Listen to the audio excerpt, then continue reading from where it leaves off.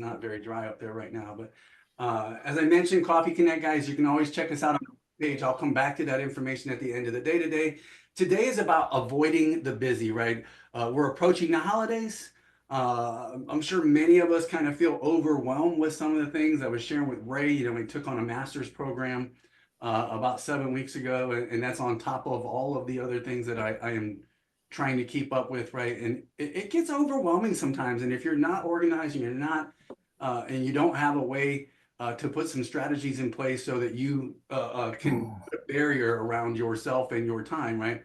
It can feel sometimes like you're on that hamster wheel and you're just running and running and running and you're not getting anywhere, right? And so I'm gonna open up the room by doing this. We round robin as many of us as possible, hopefully, just to kind of share what do you think are the things, right, or the one thing, you know, that keeps you guys busy, that maybe is not being real productive, but it's definitely occupying a lot of time. We'll go first, Mr. Hexter. Cat, my wife.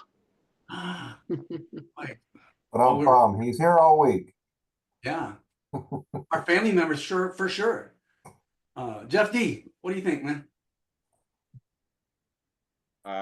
Family, friends, my own brain that never stops. Just yeah, our definitely our thoughts can keep us busy doing stuff that are not productive right along the way.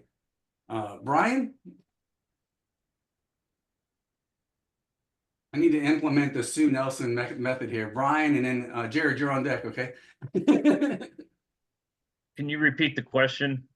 So what do you think is the one thing in your life that keeps you busy, but not necessarily as a productive matter in life, right? Oh, my kids. That's easy. Family, kids, ourselves, what else? Jared, and then Tim, you're on deck. I would sum it up with one word: meetings. That too. Absolutely. Tim, and then Mr. Kyle.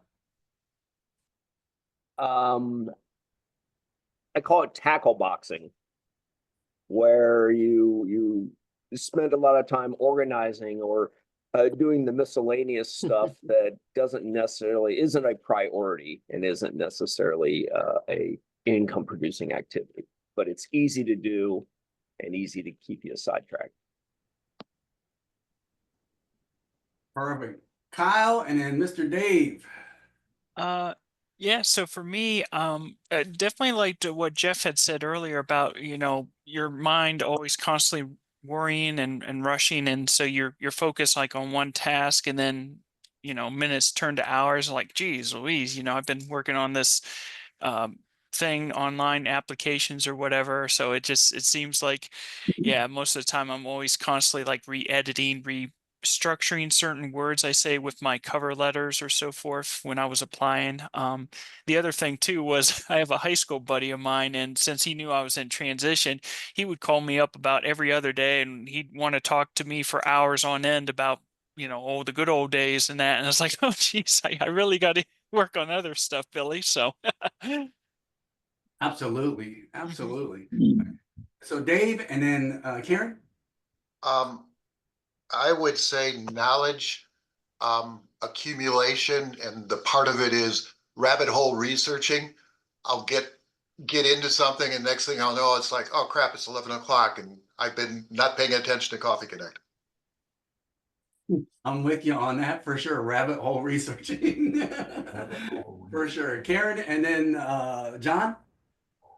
Sure. So I would say for me right now, it's the rabbit hole of job searching and networking. Is really just taking a lot of time. Probably need to work on better optimization, because, you know, you can get on and you're like, oh, let me check this, you know, let me maybe talk to this person. So maybe a better focus. Absolutely. Helpful. Yeah. John, and then Andrew. For me, is because I do YouTube videos and they're more historical, so it's a lot of research involved. Just like this morning I'm doing one on James Armistead, but the research got so in depth and kept going more and more and more that, I mean, I looked up, it was like 15 minutes to 7, well, 10 o'clock you guys' time. And I was like, oh my God, but that's generally what gets me more is the research, and because I get into it. I love history, and I can like go down the rabbit hole, and I know it's like hours have gone by. Perfect. Andrew, and then Julie. I know for me right now, it's follow-up. What I, because I delegate quite a bit, I prefer, and I'm trying to get to my staff to have them follow up with me more often than me following up with them. Because it's time away from what I need to do in the marketing aspect of things and promoting our business. So I think it takes up too much of my time at this point.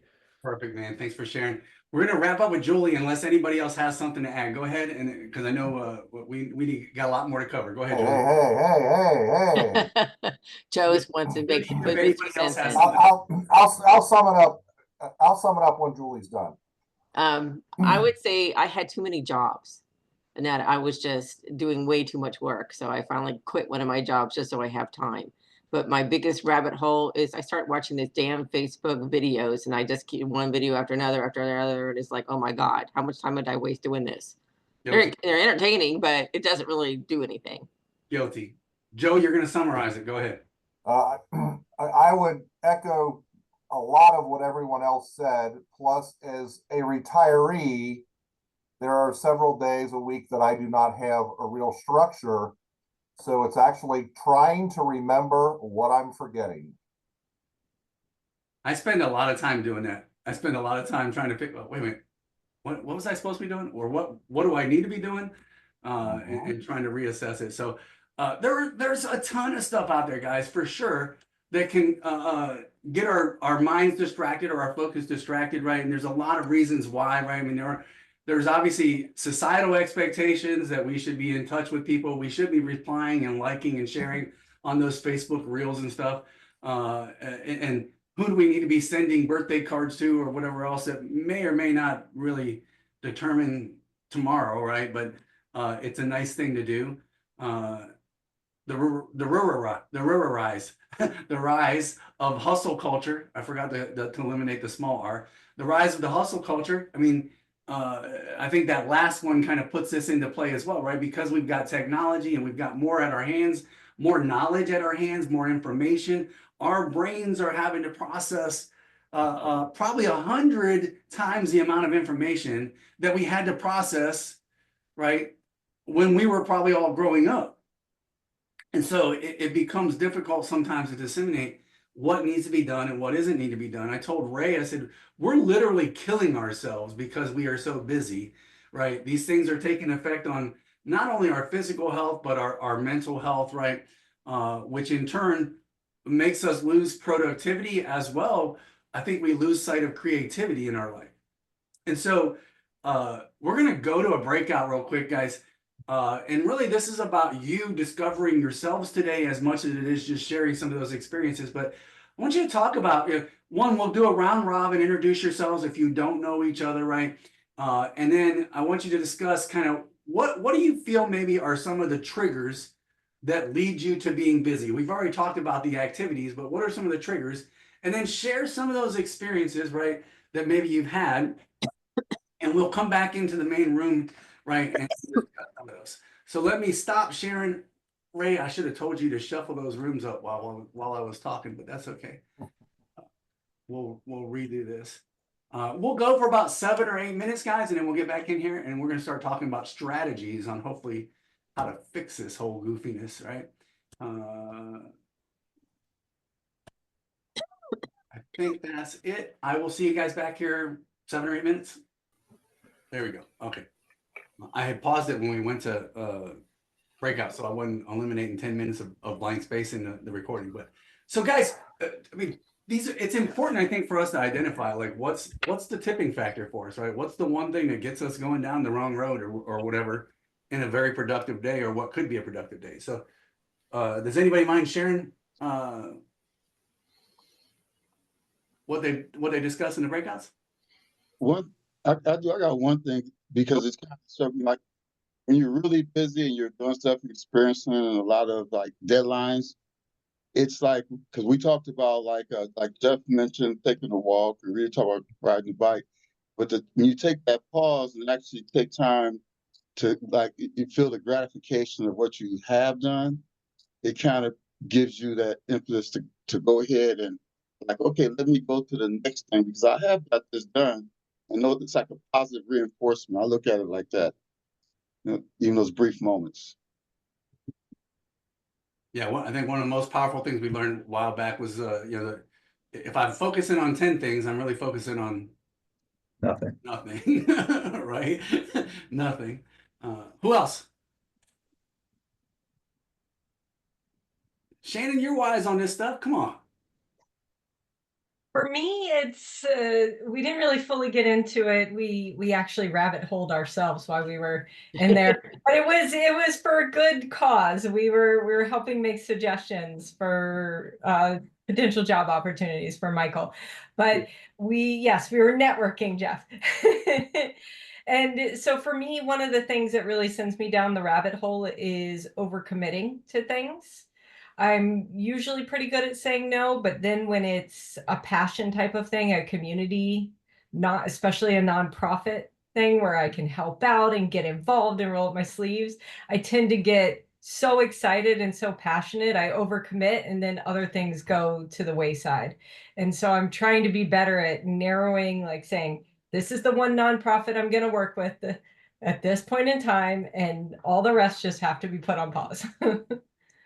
And that's probably why I called on you, right? I know you're involved in a lot of stuff on top of the fact that she's always trying to help others to accelerate their careers and their pathways and stuff.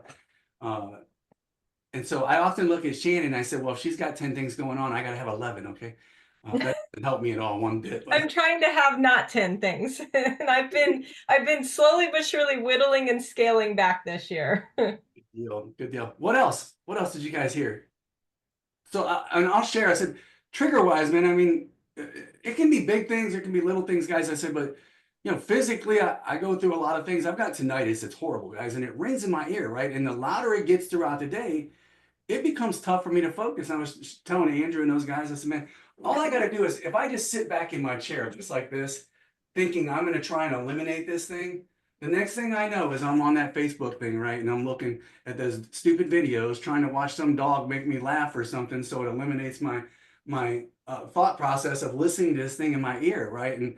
And so it becomes difficult to to overcome that. But I know that the trigger is that as soon as that ringing starts to get louder, right? I've got to provide something that's going to allow me to be more focused or whatever in what I'm doing. Sometimes it's just putting the headset on. Sometimes it's just turning the radio on out in the hallway or out in the living room, right? So I can listen to something in the background other than this daggum in my ear, right? So what else you guys got, man? If not, I'm going to turn it over to Ray.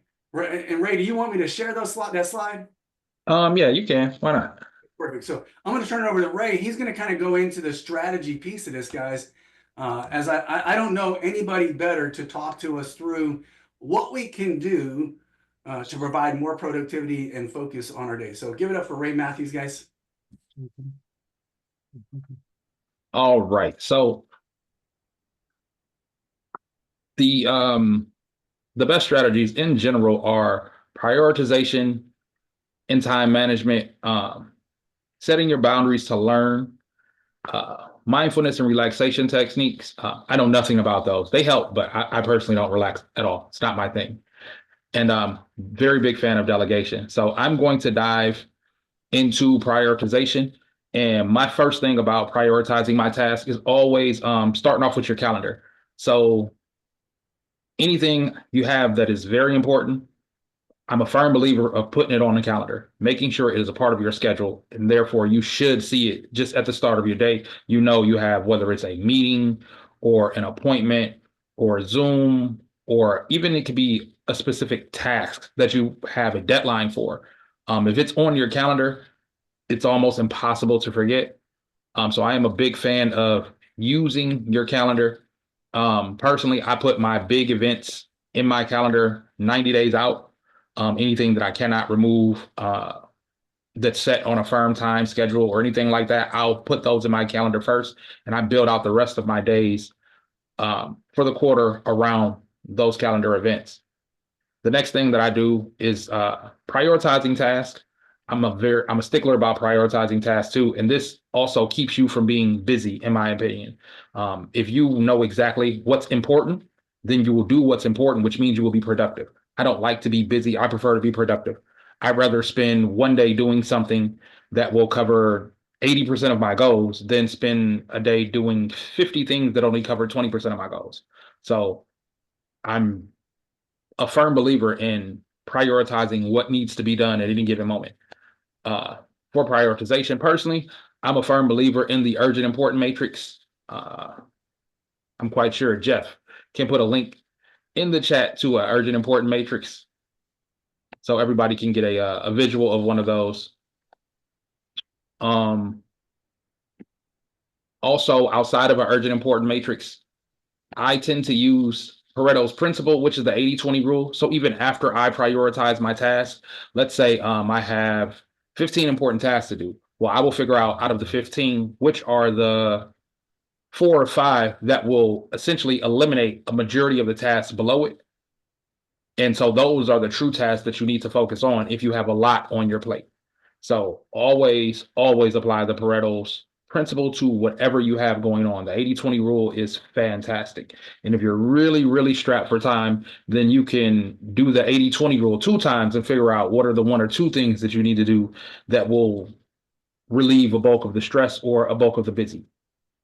Now, if you really want to be a stickler, after you do that process, you can apply what's called Parkinson's law, which is the work expands to the time allowed for the task. So basically, if you give yourself a week to complete the task, you'll do it in a week. If you give yourself 24 hours, you'll do it in 24 hours. So keep that in mind when putting your task together. Understand that if you got a lot to do, shorten up your time frames to get more done. Because it's just human nature to procrastinate and wait till the last minute.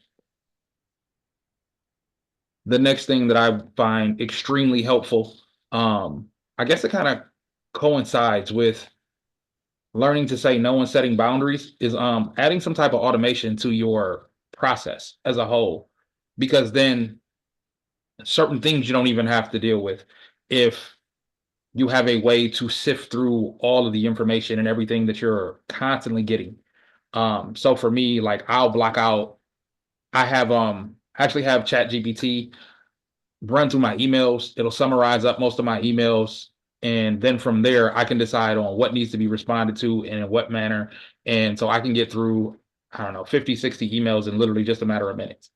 Because my inbox is flooded with information and people asking for requests. So because I added that layer of automation, it prevents me from running down the rabbit hole of, oh, well, what is this about? Maybe I should look more into this. And next thing you know, you're responding to emails for 20 or 30 minutes when it really should have been a very simplistic process.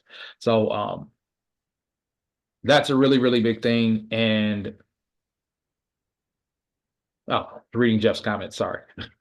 That's a really big thing for me. And the delegation is also a great tool that I think around the holidays, more and more people should delegate things just because you're personally strapped for time. So if you have to do something simplistic, then figure out a way to do it that doesn't require your personal time, even if it's something as simple as running to the grocery store, buy your groceries online, and that way you're just going to pick them up rather than wasting the time of walking to the store and waiting in line and that whole process. Why spend an hour at the store when you can literally be there for 5 minutes?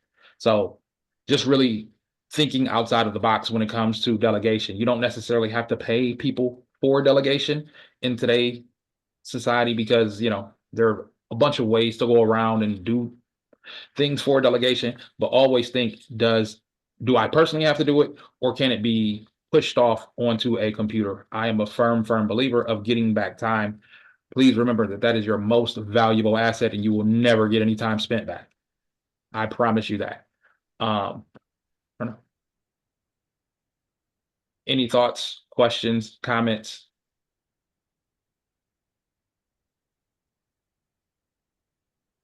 None? No, I got one. Hey, how do you utilize ChatGPT through your emails? I'm curious on that one because I use ChatGPT, but for something else. So I am kind of a mad scientist with ChatGPT. Okay. There's an application called Zapier, and then you can program ChatGPT to think like you, to talk like you, to see things from your Okay. perspective. So you have to program it, feed it Okay. the emails, then it'll spit back out answers in another email for you. And then that is the email that I have going to my priority box. Like I've set everything up. So I do that with a lot of stuff. So when it comes to research, I have ChatGPT do research. Like I can spit out an idea inside of my Asana, forward it to my email with the right tag. Then ChatGPT will recognize what's going on, do a lot of research and get it back to me and send it back to me inside of my Asana task. And before I even start a task, I've done a lot of the legwork. Gotcha. But that took a lot of time. I paid someone to program and go through the whole process and the whole gambit. Yeah, but it saves you how much time now? That was the whole point of it. That's right. I mean, the time up front is one thing, but So it's how much time even forever. with you in your meetings, I believe you should look into asynchronous communication with your team. So what I mean is using something like Slack to have people follow up and get back to you to where you're staying in constant contact with them, but on their time. So they're not bothering you during your deep work and you're not bothering them during their deep work. And then you can just figure out a good schedule to actually have a daily one-on-one. I do that with all of my important teammates and employees. And everyone has become much, much more accountable and productive. Just because we're not bothering each other throughout the day with simplistic stuff, when I can look inside of, so basically if someone finishes a task, I get an automated message inside of my Slack channel letting me know that this process is done and it's already been kicked on to the next person. So now I don't even have to bother them and follow up to see what's going on with this or that. Little things like that go a long way when people are more productive when they're not constantly bothered. And then you Right. get more out of people. So my people know that when we're working, and when we're not, I will never bother you. Because anything that I could have bothered you with, you can check in the morning during Slack because it's really not that important. So sorry, didn't mean to go off on a soliloquy. Okay, and also, guys, I put in a chat. So about a year and a half ago, Ray did a complete episode on hyper productivity. And so that link is on our YouTube channel as well. I think it was like back in March or April. We did back-to-back sessions on really productivity leading into AI and some prompt engineering discussions. And listen, it's all kind of 101 level that we did back in March and April, but it might give you some ideas. It might spark some ideas on how you can help yourselves get more productive. So let's do this because I know we're in a time limit here. So I want to go to the second breakout room, if that's okay with Ray. Yeah, that's fine. And based on what Ray shared, right, and some of the things that we've seen today, talk about some of the practical strategies that you might be able to utilize in your job transition, in your business, right, in the things that you're doing right now to hopefully help yourself get more productive and eliminate that busy side of it, right, and do better things.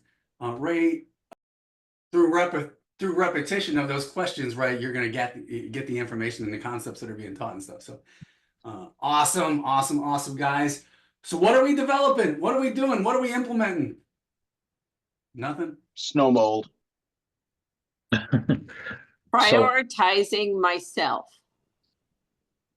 Say that again, Julie. I'm prioritizing myself. I have not taken Thanksgiving off in over a decade to see my family. I've always been house sitting for my friends every single Thanksgiving. None of my family live here in Cincinnati anymore. And so if I want to see any of my family, I have to go to them. So this year I told them, guys, I'm not doing it this year. I'm going to go up and see my family this year and stuff. So I'm putting myself first. Good for you. Good for you. Yeah. So we were talking about using AI as a soundboard for when you're stuck mentally running through like any kind of creative process, feeding it a prompt or feeding it your thoughts and seeing what it replies back to helping it guide you to kind of get your creative juices going or point you in the right direction. So you're no longer just kind of sitting around waiting to be inspired by whatever. That's I have a a- great I have a idea. question on AI.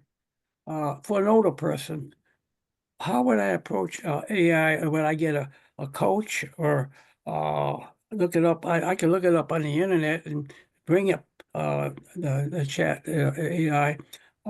Hey, Uh, Sanford, come to breakfast tomorrow morning. Jeff will help you with that. Okay, because I do a lot, try to create my mind, which I know AI would actually put it out. Rodney helped me immensely of setting up. I'm thinking about a humanitarian center and with about 10 separate rooms, and Oh, Jeff, he did a beautiful job. So, Yeah. Thank you. I'm going to volunteer Jeff for that. When he has on his nameplate Jeff GPT, I think that means that he uses AI a little bit. Yeah. yeah, Jeff, breakfast tomorrow morning. That's why I told him to go to breakfast. Yeah, Jeff, oh yeah, yeah. Ray, are you gonna be there too? I'm echoing. I'm echoing. Thanks. the biggest thing about AI, right, is kind of especially understanding which program can apply to what you're trying to do. Because not every program is going to take a text and convert it into an image, or an image and convert it into a text, or whatever else, right? So you got to understand, one, am I using the right tool for the job? But beyond that, then it's just a matter of, let me just throw my thoughts down on paper and then hit enter and see what happens. Because it will figure out a way to take everything that you've got in your head that may seem jumbled to you and go, oh, this is what you're looking at. And it may not be 100% correct at that point, but doing what I found is doing fine tweaks beyond that is much easier than just trying to create the entire concept, from scratch. And I would take it one step further, Ray. Why wait until you're stuck? I don't, but Why wait until you're stuck? I don't wait until I can't figure out what a training slide to post for an invitation on Wednesday night to come to training for the office and stuff. I just wake up the next morning, like on tomorrow morning, we'll post it at 10 o'clock or so, right? I just wake up in the morning and I'm like, hey, this is the training topic tonight. Generate me a graphic that represents that. Right. And 2 minutes later, I've got a 3 or 4 pictures to choose from, and I'm like, oh, I like that one. Edit it. Yeah. Training starts at this time. This is the topic. Post it to our group feed, right? So everybody sees it. It's that simple. Yeah, Sanford. I mean, Jeff can show you this, but you can say something like, "Give me in 500 words or less. Give me 10 ideas about my charity work, whatever you're doing, or my nonprofit work, whatever I'm doing." Yeah. Are you interested? Okay, go ahead. Whoa. Keep going. Keep going. And one of the things in a class that I took, they said, okay, where do you want to go on vacation this year? And somebody said, oh, I got family in St. Louis. They said, give me 7 ideas of places I can go see around St. Louis. And in 30 seconds, it spit it out, and it said, this is 14 miles from here. This is 32 miles from there. And, there's just all kinds of things you can do with that if you just, give it a chance. And Jeff can show you that. Awesome. Hey guys, we're gonna wrap up because we are running out of time. Thank you, Ray. Look, I sprung this on him, guys, last minute, last week when we were leaving our group. I appreciate you joining in here, man. Again, guys, YouTube's got some great videos that will expand upon the conversations that we've had today. Hopefully you guys had some great conversations in your breakouts.